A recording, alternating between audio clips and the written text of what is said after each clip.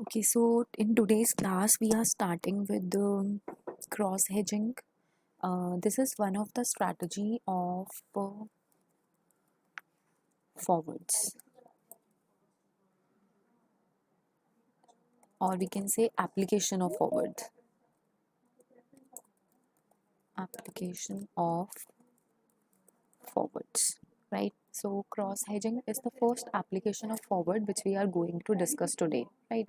So all these strategies of forwards or futures, whatever we are going to discuss from now, all these strategies are applied in special circumstances, right? So the first strategy which we are going to discuss today is cross hedging. So we use this strategy in case of forwards only, usually in forwards, but of course you can also use in futures. But the strategy was majorly applied in case of forwards, right? Okay, so in all the examples that we have discussed so far, where ready-made forward future contracts are available for asset concerns. So till now, we have discussed that whenever you want to apply a bid, that bid is already available in the stock exchange, or you go to a person. In case of forward market, you try to find a person who wants similar kind of bid which you want, right? So there has in earlier type of examples we have discussed that each and every kind of bid is already available in market, and you have to identify you. In case of stock exchange, when you are dealing in futures, where there is a formal system, you go and find the type of bid in a formal stock exchange. And in case of forwards, where market is comparatively informal, so there you try to find a person who wants to offer you similar kind of thing which you want, right? But the company trader or operator was able to directly use the forwards and future contract for his hedging purpose. In actual practice, we may not have ready forward or future contract available for an asset of our interest. But in actually in case of market, there may not be ready-made contracts available. Okay. Yes, so here we have to find, we have to find a contract. In case the contract is not readily available for you, you will try to identify how you can make a contract of your own interest, right? So let us take an example here. So I will be, taking an example of forward here. So for example, a farmer expects a yield of 500 kg of onion in the next 3 months, right? So there is a farmer who is expecting a yield of 500 kg of onion in the next 3 months. So obviously, what would he need? He would like to sell the onions after 3 months at a certain price. So he will have an idea in his mind that at what price he would like to sell the yield. So for example, he wants to sell his yield at rupees 18 per kg. This is how he wants to sell his yield. Today the price of the onion is 18, and obviously he has a fear in his head that maybe this price will go down after 3 months, when actually there would be a need to sell the yield. So now what he will do, he will go into the market and try to identify a deal where he can sell at 18 per kg after 5 months, after 3 months. So he will go to market and try to identify a dealer who is ready to buy 500 kg of onion at rupees 18 per kg after 3 months, right? So he will go to market and try to find a dealer who is ready for a similar kind of deal. But it is not always possible that a person will get a similar kind of deal. So the farmer, however, notices that there are running contracts or futures and forwards in respect of potatoes. So he's seeing that there is no bid available, or we can say there is no future or forward available, although we are talking only in terms of forwards here, right? So I'll just remove it because we are dealing in informal market, so I'm just using the term forward. But of course, you can apply similar strategy in case of futures also, right? But here I'm taking example of forward. So there is no forward available for onions, but he notices that similar kind of deal or forward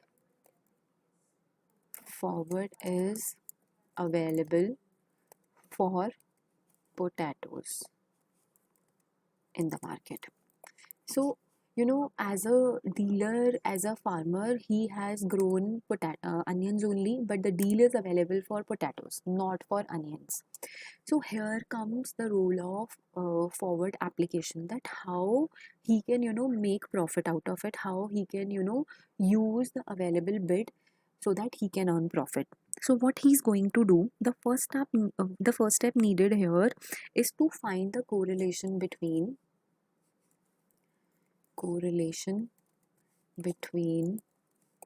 the prices of onion and potato.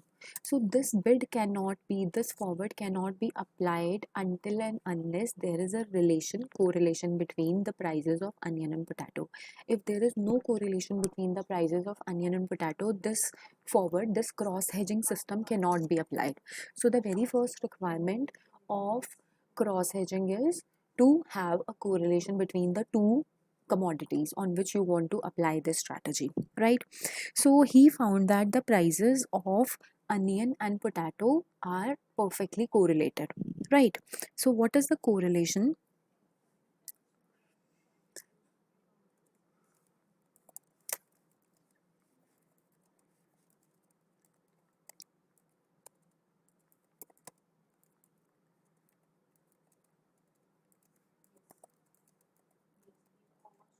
Right. So this bit can only be applied if there is correlation between prices of onion and potato. See, so he identified that there is a correlation between the prices of onion and potato.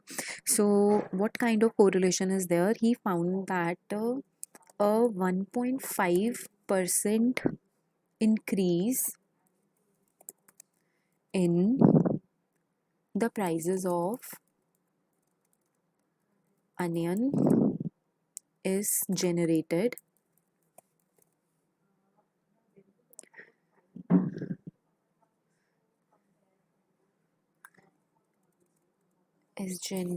concurrent with a 1% increase in the prices of potatoes and vice versa, right? So here what the farmer has observed here is that if there is an increase in 1.5% in the prices of onion, the potatoes price would increase by 1% and vice versa. It means first thing we have understood that there is not similar kind of, like if the price of onion will increase by 5%, potatoes price will also increase by 5%. No, there is a ratio, right? First thing we have identified this. Second thing we have identified is there is a direct relationship, although there could also be inverse relationship, but in present example there is direct relationship between the prices of potato and onion, right? So here what the farmer will do here,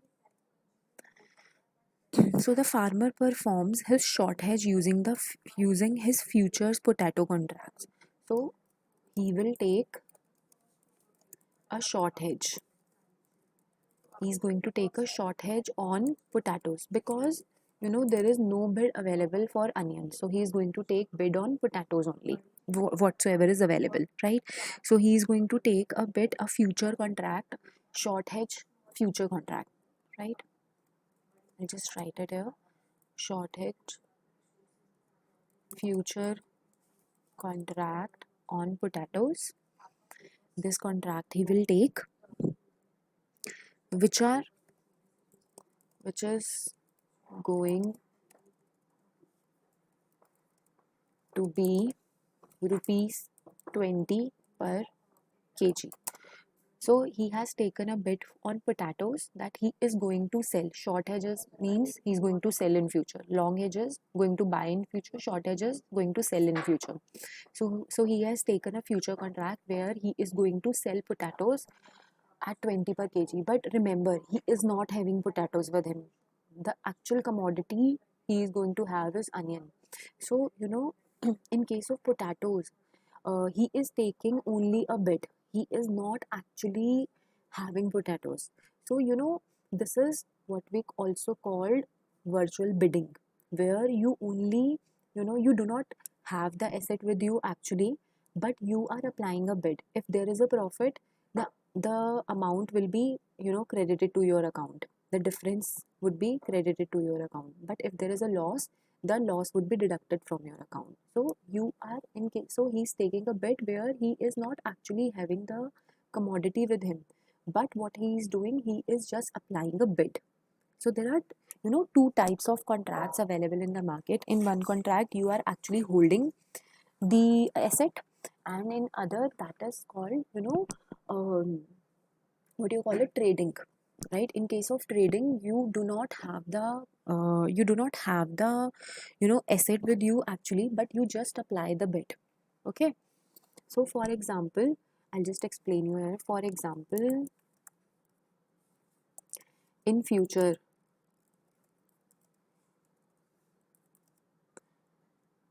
if the price will go up, for example the price will be 22, right?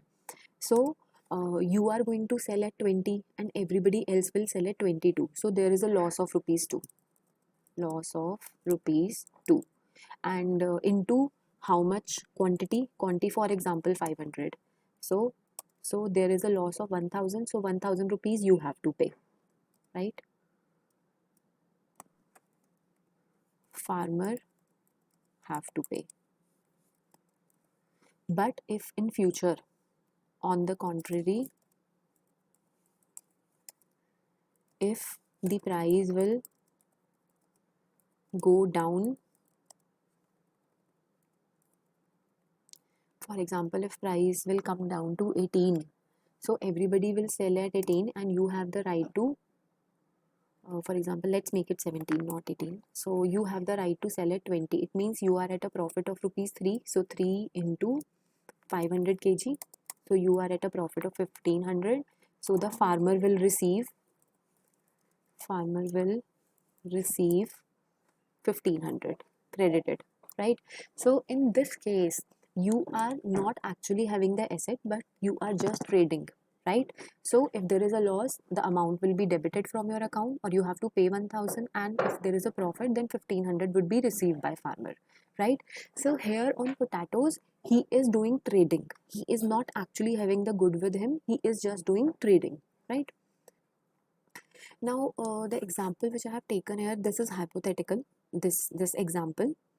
Now let's see what would be the quantity on which the farmer has to take the bid, because he wants to sell potatoes at rupees 20 in future. I mean it is just a trading contract, but at what quantity?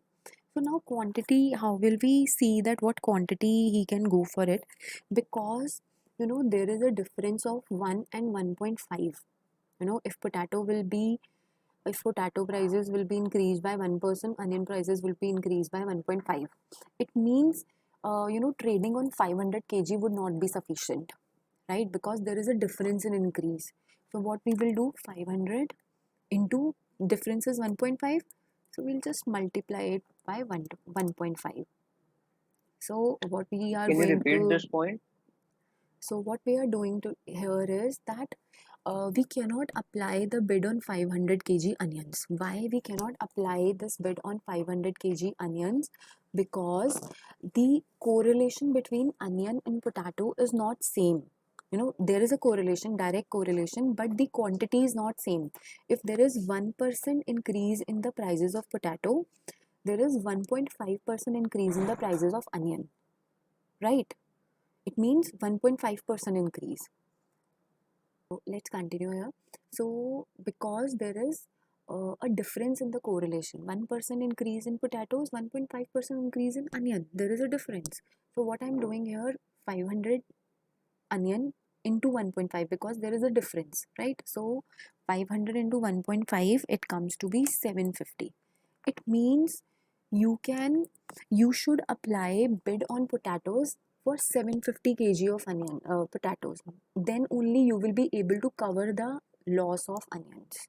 If you will apply on 500 kg potatoes, if you will apply the bid on 500 kgs of potatoes, you won't be able to cover the loss. So, you know, to equivalent the profit or loss whatsoever, we have to increase the quantity, right?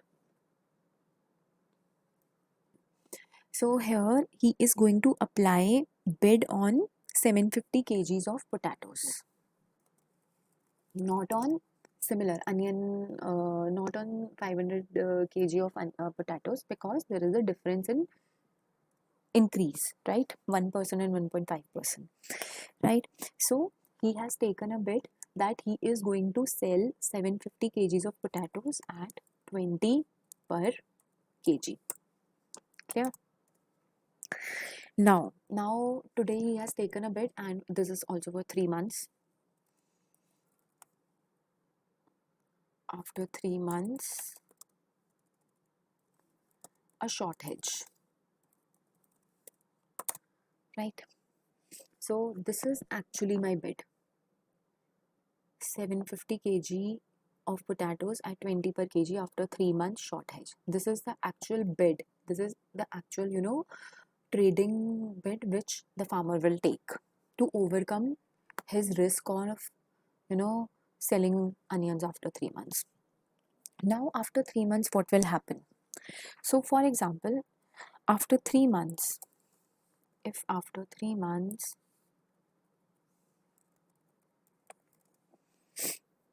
the prices of potatoes, the prices of potatoes will fall to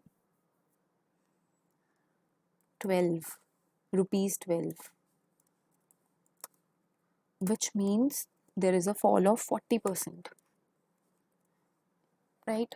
So there is a fall of 40% in the prices of potatoes after 3 months, which is you know, what we are doing here, 40% of 20, it means 8 rupees fall.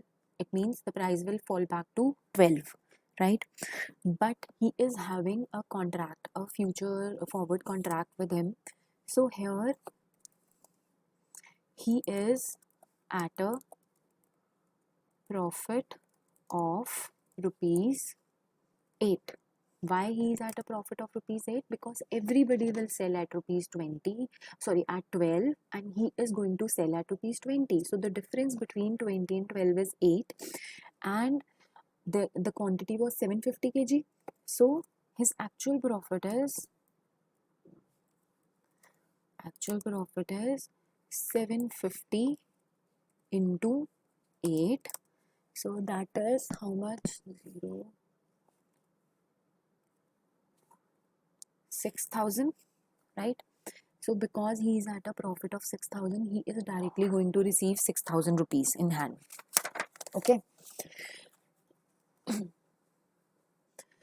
Okay, so here one very important information which I have missed is that what is the price of onion today? I mean 3 months before 3 months here at this point. He wanted to sell at rupees 18 after 3 months, but what is the current price of the onion today? The current price of the onion is for example rupees 15, right? So obviously if the price of potatoes have fallen to 40% by 40%, so the prices of onion will also fall back. But by how much? By how much it will fall back? 40 into 1.5, so this becomes 60%, right? So the prices of onion will fall by 60%, but by what price 60%? 15 rupees, because the price of the onion was 15%. Sorry, the price of the onion before 3 months was 15 rupees. So what we are going to do is we will calculate 15 into 40%, so 0.40. So this comes 9. 9. Just a second. This will come 6. It means today's price of onion is rupees 9, right? Because it will fall by 6 rupees, so it will come at 9. So actually he is having onion yield with him. So how much he is going to Price today will okay, so there is a small correction, so I'll just make it, this is 9 and the price of the onion today is 6, right? So how much kg of onion he has with him? 500 kg into the current price of the onion is 6, so this comes to 3000. So because he is holding the yield of onion with him, so when he will sell 500 kgs of onion at 6 per kg in the market, he is going to receive 3000 rupees, right? So today he has money in two forms. One, in the form of the bid which he has applied, rupees 6000 he has received by the bid of potatoes, this 6000, and the another money he has received by actually selling the onions in the market, 3000. So the total money he is having in his hand is 6000 by the bid of potatoes, because he has bought forward of potato, plus 3000 which he has actually sold in the market. So the total money he is having in hand is 9000, right? And now we'll see how much actually he is earning.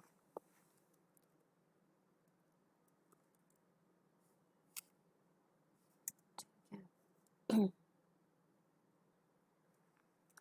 9000 he has earned 9000 rupees after 3 months. So 9000, how much onion he has with him? 500. So 9000 divided by 500. So 9000 divided by 500 is 18.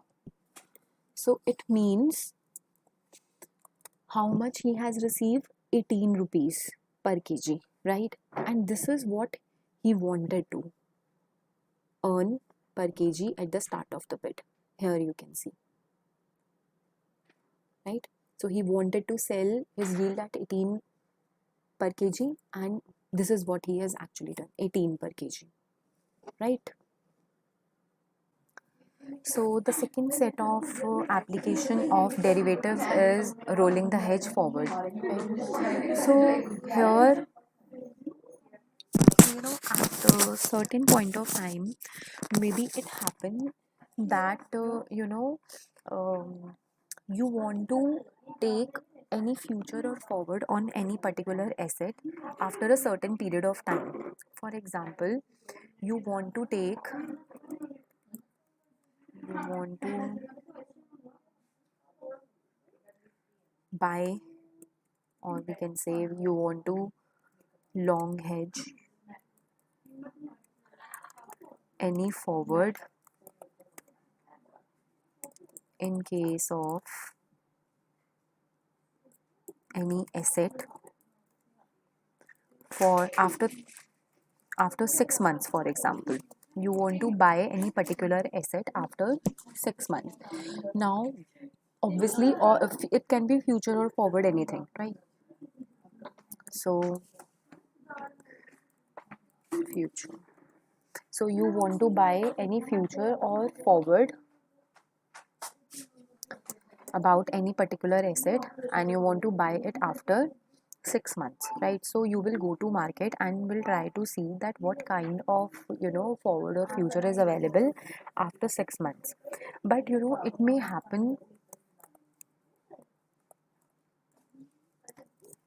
that the future is not available, right? So after 3 months, 6 months, future is not available, but the future or forward, whatever you want to buy, it is available after 3 months, right? So you want to buy the forward after 6 months, but the forward is available after 3 months, right? So what we will do in this present scenario, we will take two futures. First, today for 3 months, and at the end of 3 months, we'll buy another forward or future, whatsoever you are investing in, another forward for 3 months, right? So I will buy two forwards or future of 3 months, and now I will see how am I going to do that, right? So I'll just write the definition of this concept. The rolling of the hedge, the rolling of the hedge forward involves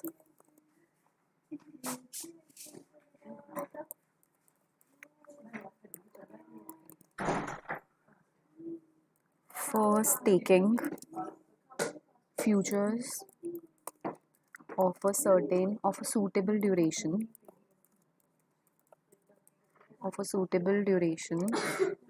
and just before its expiry, squaring it off, right? And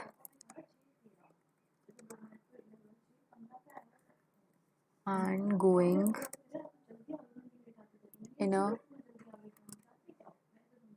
going in for a new future contract, right? So I will take two contracts here, first at the end of first 3 months duration, and second at the end of second 3 month duration, and this is how we'll make a total of 6 month duration, right? So maybe it may happen that you want to take a 6 month forward. At times it may happen that instead of 3 months you may have to take 2 months forwards, right? So it completely depends what is the duration you want to take and what is the availability in the market. But in present situation, the situation which I'm going to take as an example, here I'll be taking two forwards of 3 months, right? So let us consider this example. Let's start. So here, for example, the spot price today is rupees 100, and risk-free rate of return is 6%, right? So this return is given to you, and the time available for you is the forward which is available for you is of 3 months, although your target is of 6 months, right? So this is what is given to you. So now the future price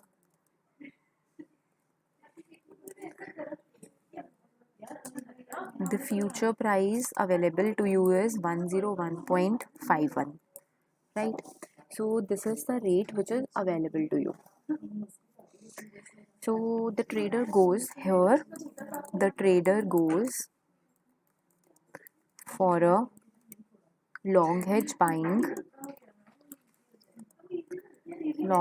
buying futures at 101.51, 1.51. So he's going to buy this at the end of 3 months at 101.51. So why he is doing it? To safeguard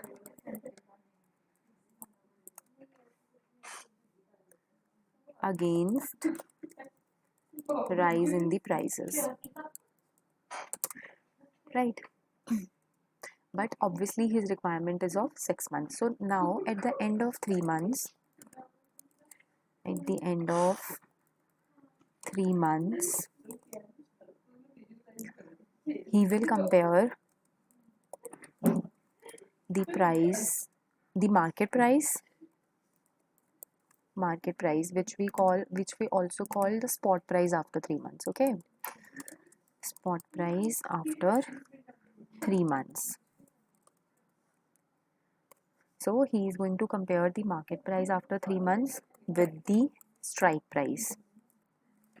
So the strike price is the price at which he has taken the bid. So he has taken the bid at 101.51, right?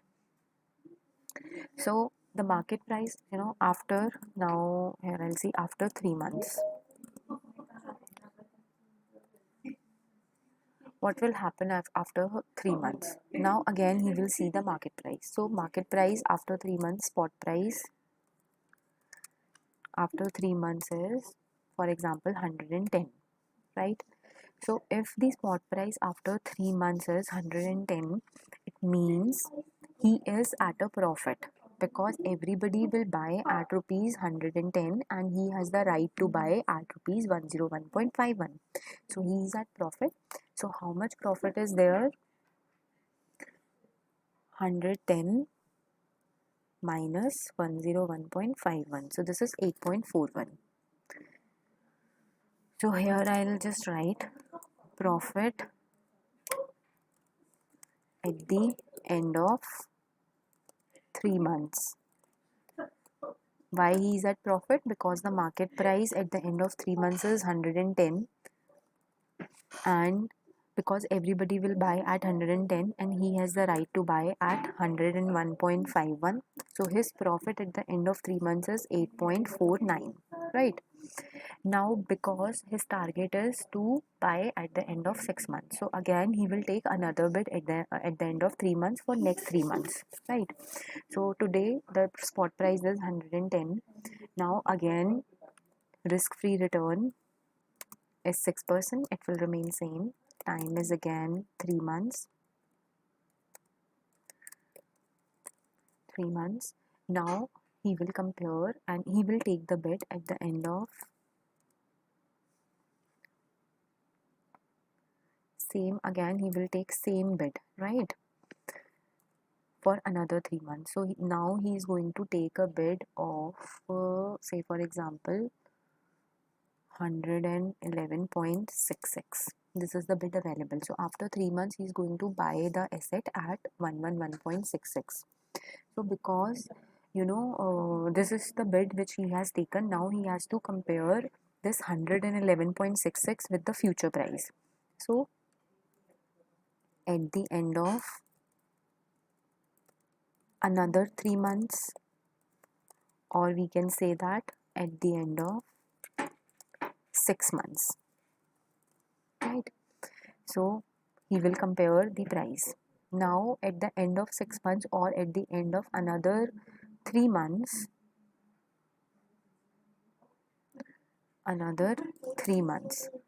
what is the spot price? So spot price here is, for example, 120. So now again he is at profit. So what is the profit here?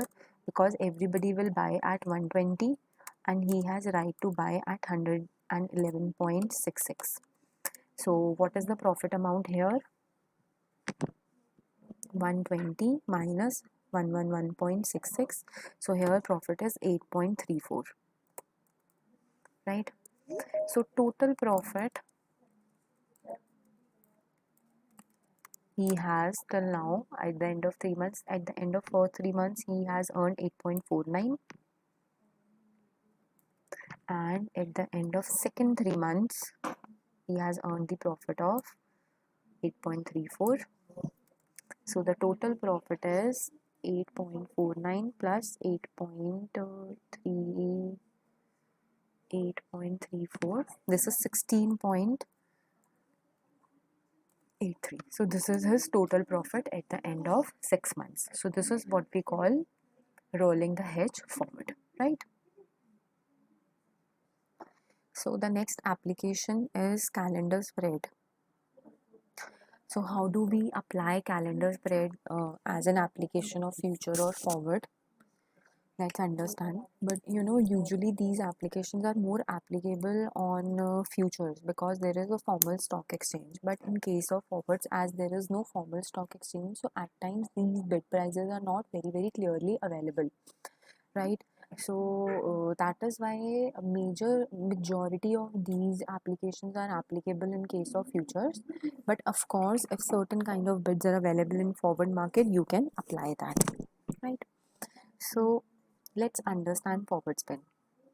So the bid which I'm showing you is available at the start of February, right? February start. The situation which is given to us is spot price, that is 100. Then we have risk-free rate. See, whenever you do these questions, always risk-free rate would be given to you because risk-free rate is used to understand theoretical price of the future. You compare theoretical price with the actual market price, and these theoretical prices and actual prices may vary with each other, right? That's why risk-free rate is always given to us. So here time is given to you at the end of 1 month, at the end of 2 months, at the end of 3 months, right? Three futures are given to you, right? At the end of 1 month, 2 month, and 3 month futures are given to you. Now, what do we have to do in case of calendar spread? We need to, calculate both theoretical price, and we'll compare theoretical prices with the actual prices. So, to calculate theoretical prices,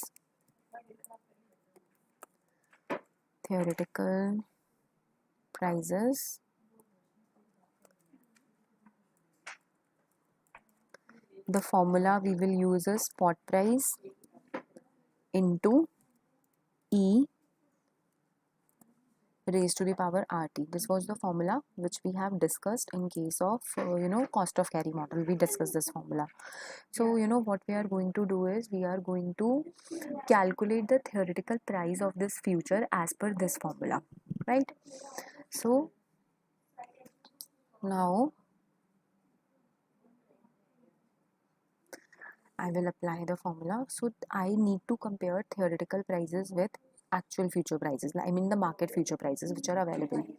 So theoretical future prices, actual future prices. These are market prices also. Market prices of the futures, right? So 1 month, 2 month, and 3 month. It means this situation is given to you at February start, right? So it means I will be having future prices for April, for example, okay? February and February future at the end of February, Feb futures, then March futures,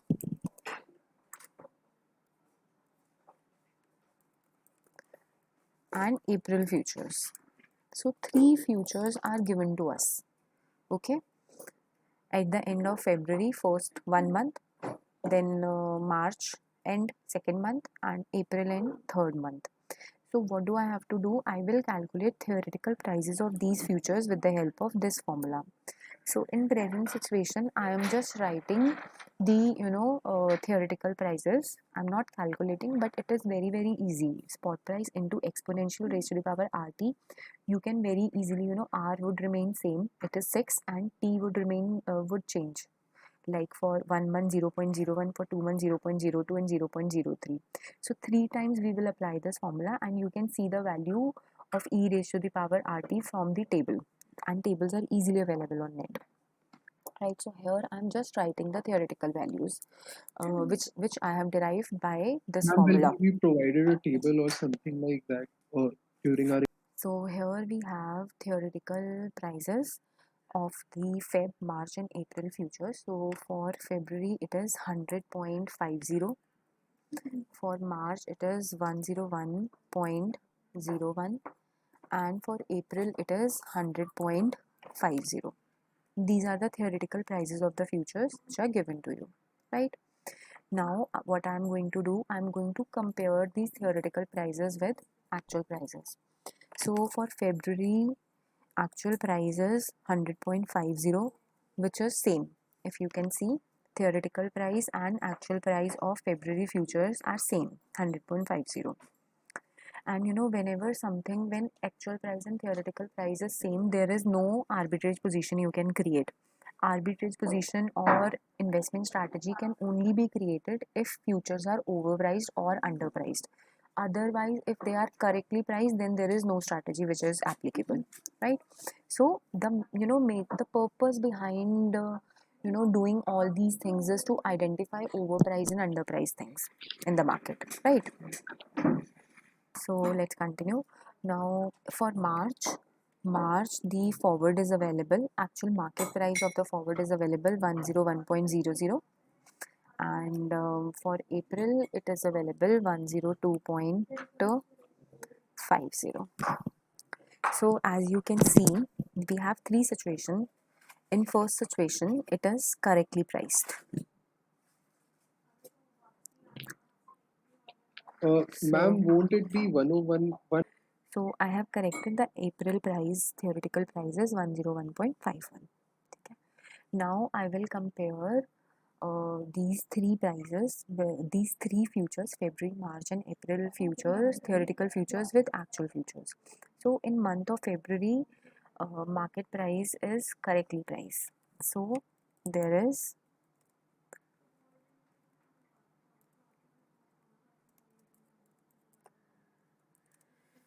no strategy which we can apply here, right?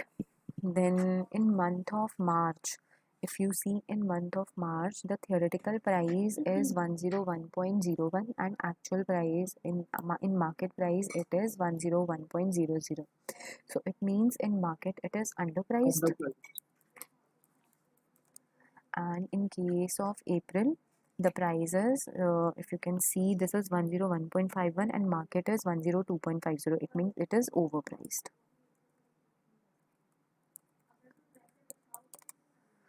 right? So as clearly we can ignore this part because it is correctly priced. We cannot make any strategy here, right?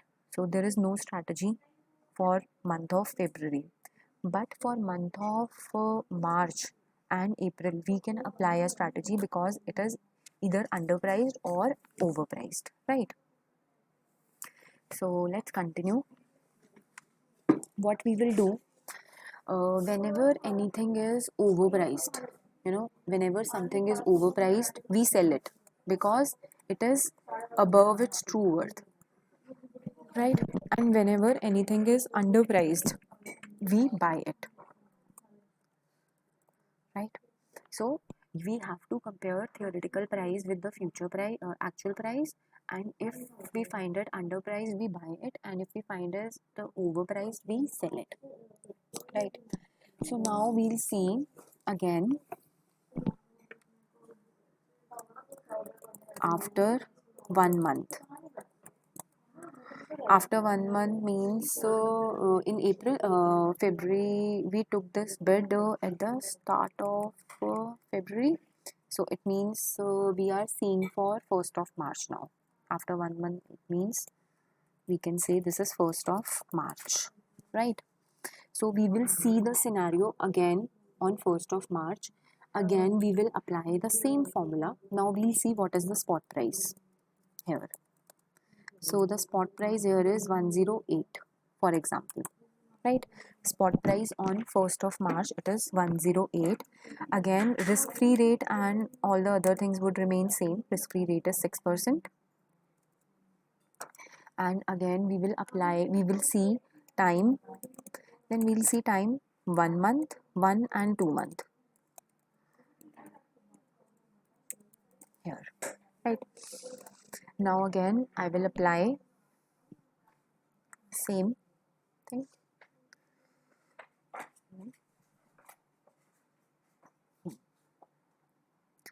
So here, theoretical prices.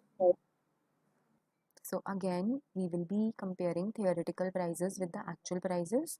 For 2 months, we will be doing it first for March at the end of March, because on 1st of March we have bid with us. So March and April, these two bids. So now we'll see the theoretical prices. Now again, I will calculate theoretical prices using this formula, spot price into e raised to the power RT. The same formula we will apply, but now the time will be again 1 month and 2 month, right? Earlier time was 1 to 3. Now again time would be 1 and 2. Why 1 and 2? Because the spot price is changed. I mean, you are comparing it. Earlier we were comparing it with 1st of February, and today we are doing it with 1st of March. That's fine, right? So here the theoretical prices are for March. It is, for example, 108. I mean, this is what we have calculated, 108.54, and for April it is 109.09. Okay. Now I will compare this with the actual market prices. So this is 108.70 actual price, and I mean actual bid price, right? And this is 109.08. Now I have to see whether this is overpriced or underpriced. So if you can see here, this is theoretical price is 108.54. It means the true worth is 108.54, but the market is offering a higher price, 108.70. It means it is overpriced, right? So whenever anything is overpriced, what do? We sell it. And here if you see, true worth is 109.09, and the true actual what market is offering is 109.8. It means it is underpriced, right? Its true worth is more. So this is underpriced, and whenever something is underpriced, we buy it. Okay. So now we have seen, after applying futures for 2 months, 2 consecutive months, for next 2 months, what to buy and what to sell, right? This we have calculated. Now what I'm going to do here is I'm going to see what all I'm buying and what all I'm selling, right? So let's just very quickly see.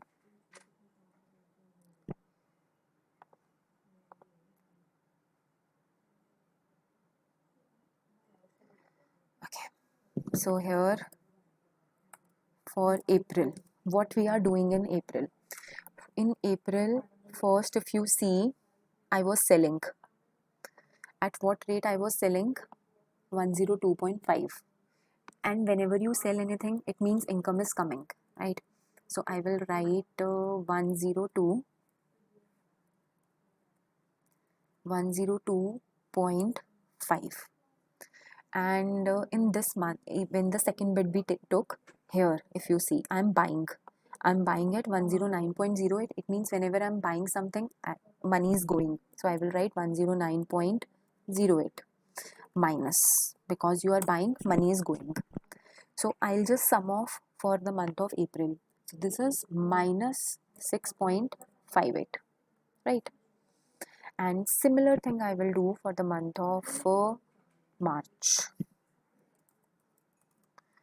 In March, I will see what I'm doing here.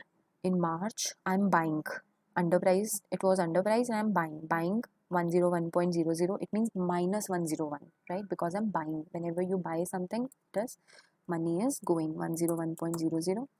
And in the second case, when we again, I applied the futures, so here I'm selling and selling at 108.70, and whenever you are selling something, money is coming 108.70, and when you sum it off, this is 7.7, right? So I'll just total it off. So this is 1.12. This is your net gain for 2 months when you have applied your arbitrage, and you have applied strategies and everything for consecutive 2 months and compared all theoretical prices and future prices. The net gain on one security is 1.12, but obviously you do not apply this on one security. This is 1.12 for single security. You buy or sell in lots, so maybe you have taken 100 lot, so 1.12 into 100, so this would be your gain, right?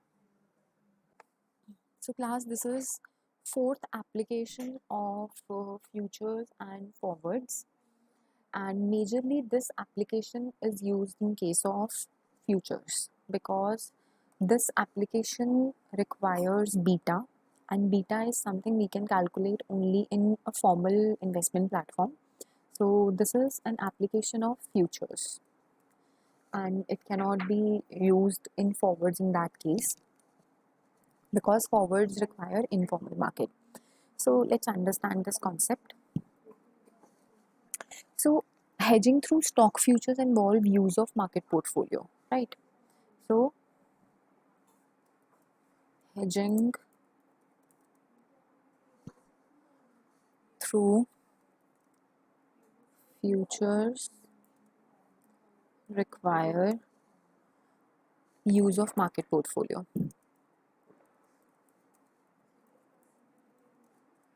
right? So it requires market portfolio, and whenever we talk about market portfolio, so market portfolio always have beta involved in it. So whenever we talk about market portfolio, there is always beta, and beta is also called systematic risk. Systematic risk, right? So whenever we talk about market portfolio, there is always beta involved, right? And what is beta? As I told you, beta is systematic risk. So beta of any market portfolio, or we can say benchmark index, right? So beta of any market portfolio or benchmark index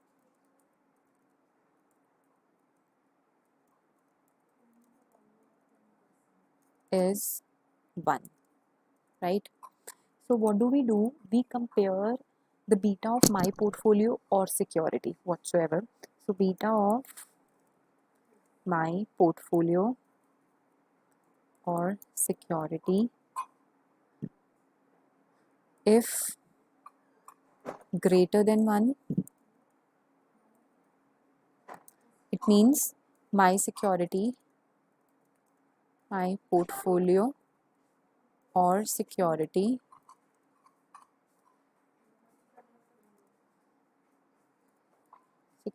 risk is greater than market risk,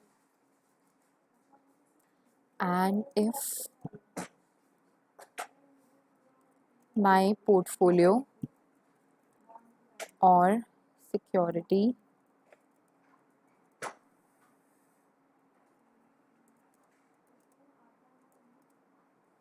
beta is less than 1,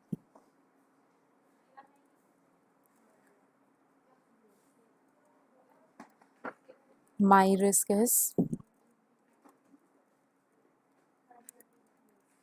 less than market risk, right? So now question is how much risk I'm ready to take, right?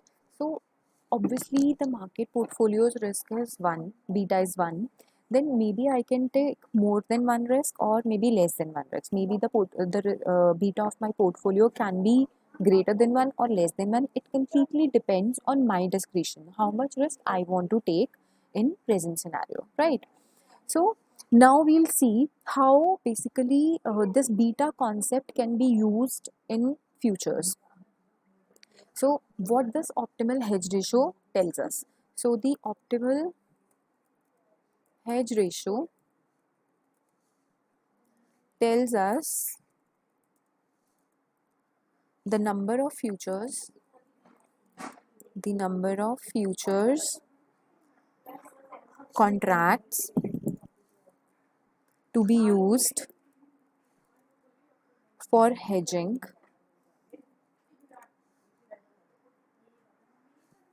a given value of portfolio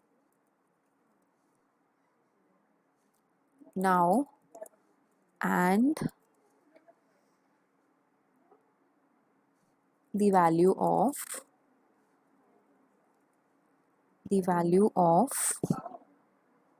a typical future. So let's understand this definition.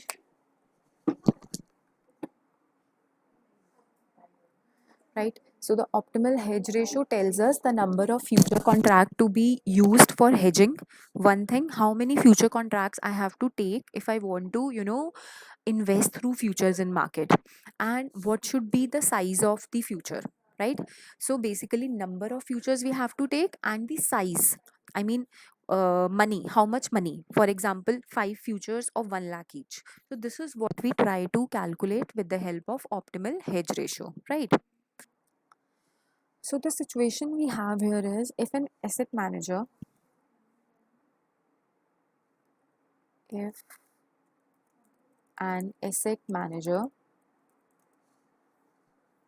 has a portfolio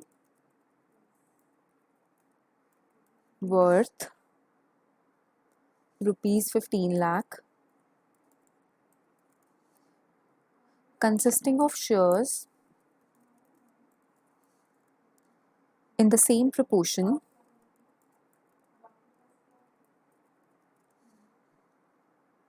as the index itself.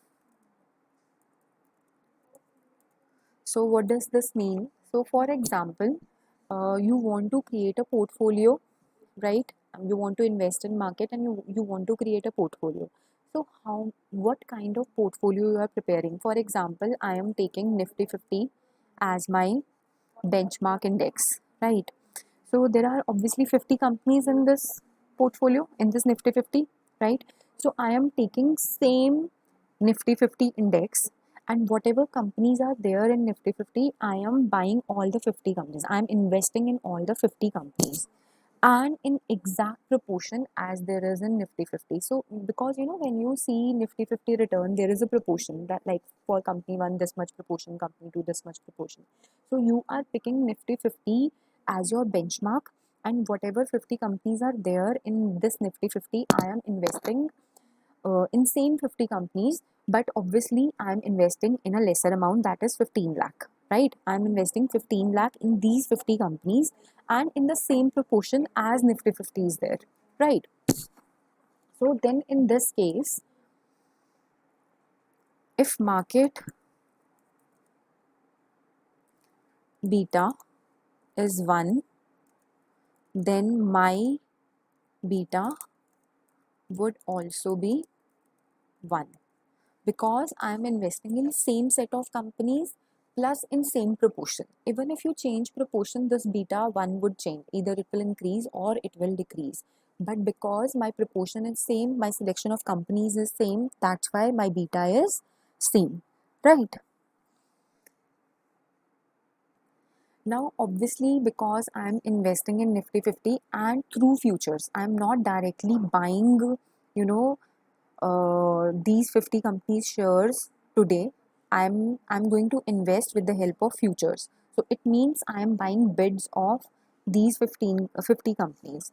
So what I'm going to do, I'm going to buy futures. Now point is how many futures, right? So how many futures? So now I have to see that what is the size of a typical future contract which is dealing in Nifty 50 companies. So for example, the typical size of futures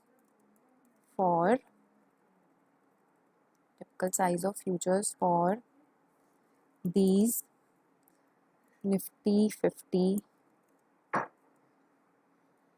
index is 3 lakh, right? For example, minimum 3 lakh you have to invest if you want to invest in this Nifty 50 contract, right? So now if I am investing 15 lakh and the size of one future is 3 lakh, so how many futures I have to buy here? So what will I do? 15 divided by 3, which means 5 futures. I have to buy 5 futures if I want to invest in Nifty 50 with an investment of 15 lakh and beta of 1, right? So this is case 1. So here I have understood that if I'm investing 15 lakh, then 3 lakh each. This is what market is offering me, right? So 15 by 3, 5. It means I have to buy 5 futures. I cannot directly invest in 15 lakh through futures also. I'm going to create a portfolio where I'm going to buy 5 futures of 3 lakh each, right? And here beta of my portfolio would also remain 1, as same as market. Now second situation says that it is not necessary that every time I want to take risk 1, beta 1. Maybe I want to take lesser risk, right? So here what mean, for example, now I want to take a risk of 0.8. The beta I need for my portfolio is 0.8. This much risk I'm ready to take. I don't want to take higher risk, one risk, market risk. I want to take less risk. So obviously when you reduce your risk, your return would also be reduced, but this is my choice that how much risk I want to take. I'm ready to take. So the risk what I'm ready to take here is 0.8. Now obviously now the investment would change, the number of futures which I want to take would also change. So the first thing what I'm going to do here is, so this 15 lakh is multiplied by 0.8, right? So 15 lakh into 0.8 is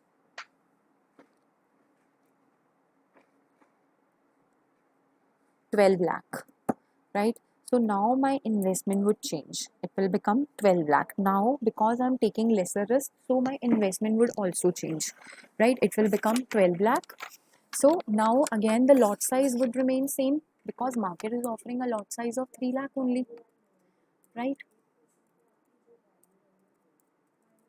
Now how many futures I have to take to buy this, to make this portfolio? 4. So 4 futures are required, right? In the lot size of 4, 3 lakh each. So this way again I'm investing in the same Nifty 50 companies, but my risk is less, 0.8, and obviously if my risk is less, my investment would also be less. Similarly, if you want to increase your risk, so maybe you want to take higher risk to get higher returns, so I want to increase my beta by 1.2. For example, this is the beta I want to take. It means higher risk, so obviously it means I'm expecting higher returns. So 1.2 beta I want. So again, what I will do, 15 lakh into 1.2. So this will become 18 lakh, right? So if I want to take higher risk, I have to invest more. So when I'm investing more, so how many futures I would need? The standard size of future available for Nifty 50 is 3 lakh. So how many bids I have to buy? 6. 6 futures I have to buy, right? So these are the typical 3 situations we have. In first situation, the portfolio which I have created, and remember I am creating portfolio only with the help of futures. I am not creating my portfolio in spot market, right? So why do I need to invest through future? Because in future, if you want to create, you feel more secure. Today you don't want to do it, right? You have planned to invest 15 lakh rupees in market after 3 months, so you won't wait till 3 months that after 3 months I'm going to invest, because the prices will change. So today I am buying a bet that after 3 months I'm going to invest 15 lakhs. So how many futures required? So depending on two things. First, how much risk you are ready to take and how much investments you want to make, right? So this is how we use futures to you know make our portfolio, and this is what we call beta and optimal hedge ratio, right? So the next application of futures and forwards. So this application is also majorly used in case of futures because this requires a formal market. So this is also a futures application, right? So let's see how it works. So the use of futures in decision making can also be illustrated in the case of creeping takeovers. We call it creeping takeovers. So the takeover code in most countries requires companies to make public disclosures and open offers for taking over shares of a company. So, for example, a company wants to, take over another company. So, what they will do? They will buy the shares, maximum shares of that company from the market, right? This is what the company will do for a takeover.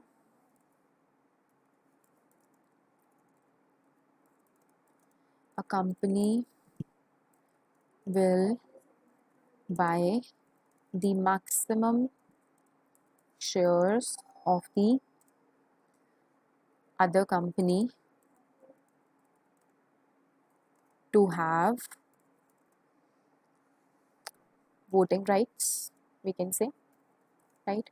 So what they will do, in case of hostile takeover where the other company just don't want to get being takeovered, so they would not sell the shares to the company, but the other company who wants to take over, they can buy the shares from market.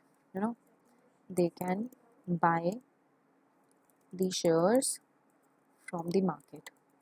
Now, problem is if one company will buy the shares from the market, so suddenly the demand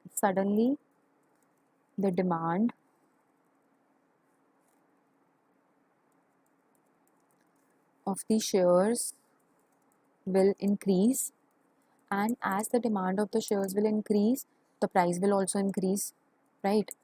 The price will also increase. So this may cause an expensive takeover, right? So to overcome this problem, one, because expensive nature of this takeover, to avoid this situation, and other situation is if there would be suddenly too much buyers of a share of a particular company, they will become aware that yes, somebody is trying to take over. So to avoid this problem, it may happen that the other company would buy the shares of the company in the form of futures. So the company who wants to take over the target company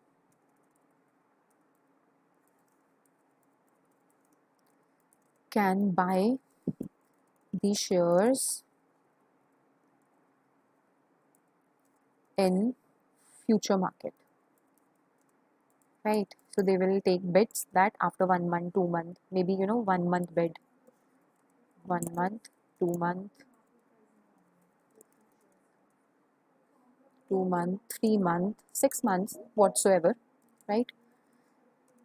So maybe in 6 months they can, buy the shares of the company in future market, and this is how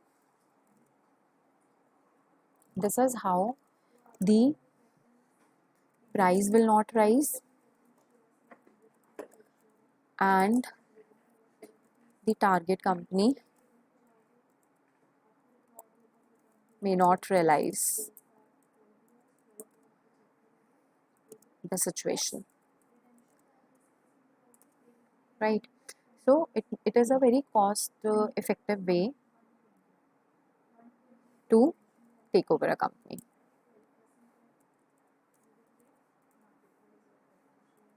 So this is what we call creeping takeover, because it takes time and you take over a period of time, so that there would not be high demand of the shares of a company in market, and this is how the whole process can be done.